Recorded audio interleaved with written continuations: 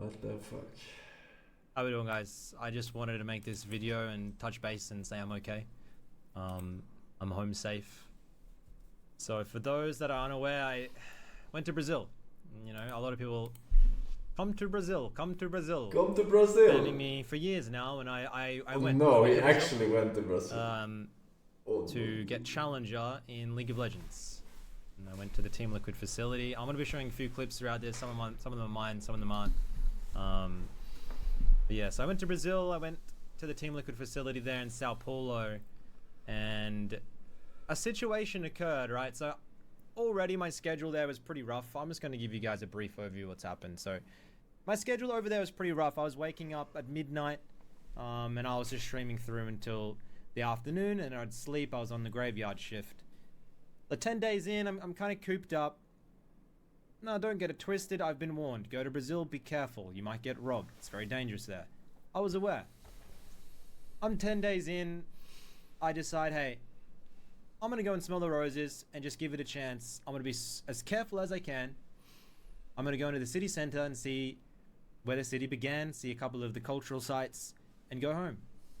Take a little bit of footage and go home. I felt like I wanted to give it a chance. A lot of people from Brazil were like, you know, go and see the city. It's how can you go to a country and just sit inside your hotel all day and play games? Go and see the country. So I said, you know, I'll go out for an hour and just have a look. Take a chance, I guess. So 10 days in or so, I was meant to be there for 3 weeks. Decided, hey, I'm gonna go in. I got an Uber in to the city center, and as I arrived, I probably, in hindsight, it's always easy in hindsight to be like, I realized it was not the safest spot. There's homeless everywhere, more than I've ever seen in any city. There's people coming up and harassing. I feel like I'm being followed and stuff like that. And I've traveled a lot over the years. I've been to most major cities, and a lot of people have told me in those cities, you know, don't go to LA, don't go to Paris, don't go here. It's extremely dangerous. And I've been there. I've given it a chance, and I've come away thinking, you know, I love the people here. I love the place. I don't know why so many people were talking bad about it. So many people were talking, you got it. Like, obviously you need to be cautious. You need to be aware, but it's such amazing places. And I tried to give Brazil that chance as well. And I went into the city center and I realized pretty quickly that the situation there, like, I've never seen an economic situation like it. So I was like, I'm just going to make this quick. I'm going to go to the food market. I got some of the food. Saw a couple of like the little shops, I guess, and I realized then that there's no other like tourists around, right? Like everyone's coming up to me. You know, there's no other tourists around. I probably should have went home. So I decided to go to the cathedral, quickly look out where the city started and the old buildings. Beautiful, by the way, beautiful. And I went to get my Uber home. The whole time I had my phone in my underwear, not in my pockets, in my underwear, on my stuff. Wasn't bringing it out, wasn't running around, flopping it around or anything. Yes, obviously, you know, I'm a tourist and stuff. People can see that. But I ordered the Uber, I put it back in my pants. I'm going to tell you guys, like, I look around, I'm looking around, scanning every time I'm in a place where I feel secure. As I know the Uber should be arriving, I grab it, look around, look down, bang. I'm just struck, like, with such a force I couldn't believe. I don't really know, still don't really know where this person came from. I felt like the whole time I was being followed. I didn't really feel safe there. I could see people looking at me and like doing things where I knew I didn't feel comfortable. So I got the Uber out, and bang, I'm hit. Phone's taken. Obviously, it's unlocked. I get it out. It just unlocks, right? So they've got it unlocked. The Uber arrives quickly after that. I could barely even see the guy as he's going. He's going so fast, right? Just absolutely smashed my phone on a bike. Gone. Get home to the facility, only like 5 minutes away. And What? I'm like, oh, phone's gone. Smashed his phone. I don't understand. Terrible situation. But I go into my little streaming room and try Snatched. and log in, or like I just get into my computer room and I see all these notifications going off of just everything getting smashed. Like I have two factors, right? I have codes on everything. I have all these different email. I got everything where I feel secure. But when it's cyber attacks are completely different to physical. When they've got your phone, they then get access to your Apple ID. They start resetting things and stuff like that. I don't want to get in the nitty gritty. I myself, like, I'm not a complete idiot. A little bit of an idiot, but like not a complete idiot. I've got security and stuff. But they're professional. This is what they do. And I can see they're starting to get into banks. All my emails are gone, and I'm just panicking, right? Like, what the hell do? I don't have a phone to call anybody. I don't have everyone back home I thought was asleep. Luckily, I messaged my beautiful assistant who I live with, and she was awake, and luckily she just started spam calling all the banks and things like this to try and get ahead of it. But I noticed, even in our line of communication, they were reading the messages and deleting my messages to her, deleting the messages coming in. So they were interrupting all of my line of communication, and I couldn't recover anything because they have obviously my phone. I don't really have at that point, no way to call people. And I was starting to realize how bad of a situation this was.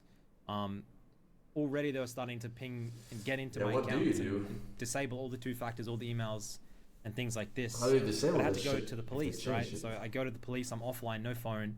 I'm at the Team Liquid facility. They're likely to bring me there and translate and stuff, but the police, like, I'm not the tourist, lost his phone, idiot. I can hear him listening to like a football game in the background. Like, they don't care. So I get back to the facility. At this point, I'm running on over 24 hours of no sleep, by the way. Like, I'm properly cooked, feeling completely spent. I'm not talking about the bank. I'm talking about, like, what do you do with all your other stuff, that you have 2-step authenticator? They changed everything. They changed every possible password for every possible email and every login you have. Out. Can't find ways to communicate with people to get things in line. It's the weekend. Your 2FA shouldn't be accessible just because your phone is unlocked. Well, that's how it works. They're like, are you sure it's you? We're gonna send you this code just to be sure if you want to change the password, and they send it to your phone. It's still another Face ID. No, it's not. No, it's not, man. For the majority of stuff, you get a fucking SMS, right? Now in Sweden, we have a different thing. We have a thing called Bank ID, which is a bit different, where you use QR codes and whatnot. You scan with the phone, and then you have to do some other shit with passwords. But a lot of places you don't need that, like international sites. No one's really in office or anything. And then I realized as they're reading through my messages, app has a second face for bank. Yeah, I'm not talking about bank now. I know banks are easy to call. I'm actually in big physical danger. They were looking at messages. They had my exact location. They had my phone, which could get into the building. They not only had my phone, they had my room number, but not only my room number, they had the key to get in. It was a passcode. It's not a physical key. It's a passcode, which they had in my messages. And I had no way to delete or get a hold of this. And they have all this information. And I realized that with some accounts, they make you verify to withdraw and stuff by you sending a picture with like a hand gesture and a note and stuff like that. And at that point, when they know where I am, they know my account balances, they can get into my room. I'm like, I am in I just was fearing for my life, and I had no sleep, obviously didn't help, and spamming people, get me out of here, I need to get out. Team Liquid were quick. They were able to get me the next flight out, which was the next day, next afternoon. So after that long night, I was begging. I wanted someone to someone's security from the country to come with me to the airport, and unfortunately, because it was the weekend, there no one, their security guards, their people around. I had to shout out to No Way's manager. German. He came with me. Still 2 tourists in an Uber to the airport, which is a long distance. And they know where I am. They know. I still did not feel safe. No phone, no money. Luckily, I get on the flight, travel back, start getting on top of things. But I just, I'm battling to get all my accounts back. I'm battling to secure everything still. Yeah, just wow. I'm not gonna sit here and say woe is me. I knew going in. People warned me. Brazil's dangerous. Don't go outside. Don't use your phone. I wanted to give it a chance. In hindsight, you know, I made a mistake. But this situation for me has just been so stressful. I'm so happy. That sounds like a fucking real pain in the ass, man. Real fucking pain in the ass.